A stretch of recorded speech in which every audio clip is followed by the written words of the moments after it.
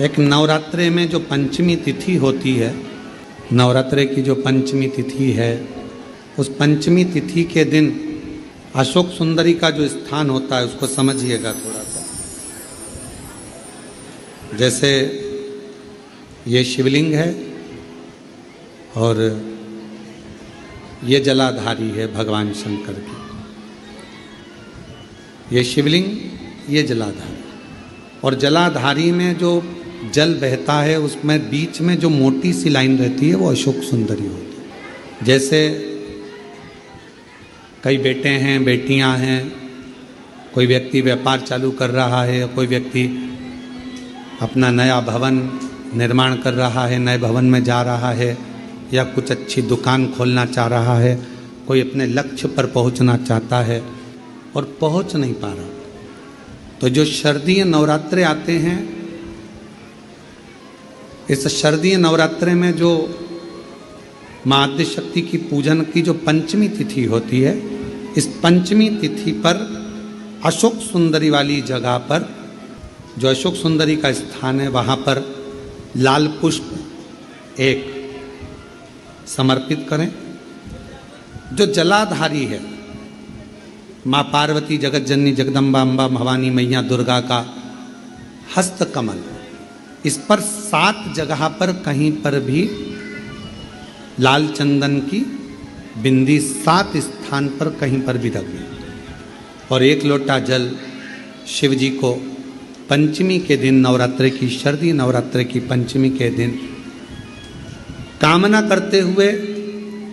उत्तर की ओर मुख कर कर, अर्थात यहाँ बैठते हुए शिव जी पर जल चढ़ाना प्रारंभ करें, और अपने मन की कामना कहकर बाबा के पास में जो लाल पुष्प समर्पित करा है, उस पुष्प को अशोक सुंदरी वाली जगह से वापिस लेकर आ जाए। जिस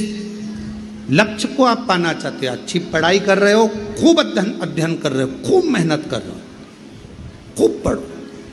कोई दुकान खोल रहे हो, व्यापार चालू कर रहे हो, कोई नया कार्य चालू कर रहे हो, उस पुष्प को अपने स्पर्श कर कर या उस पुष्प का दर्शन कर कर आप एक बार जाकर देखो, आपको उस मंजिल तक माँ आद्यशक्ति दुर्गा भवानी शिव पहुंचा कर शंकर। और एक निवेदन करूं आप लोगों से कि बन सके दुर्गा सप्तशती का पाठ अगर करते हो या दुर्गा सप्तशती को आप पढ़ते हो, तो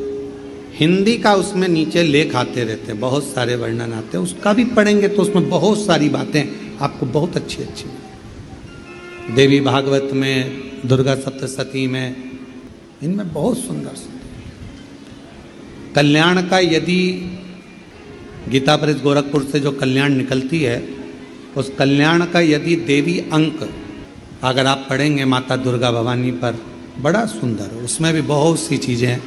माँ आद्यशक्ति की आराधना की, साधना की, पूजन की पद्धति बहुत सुंदर, उसका ध्यान करें। शिव से कुछ,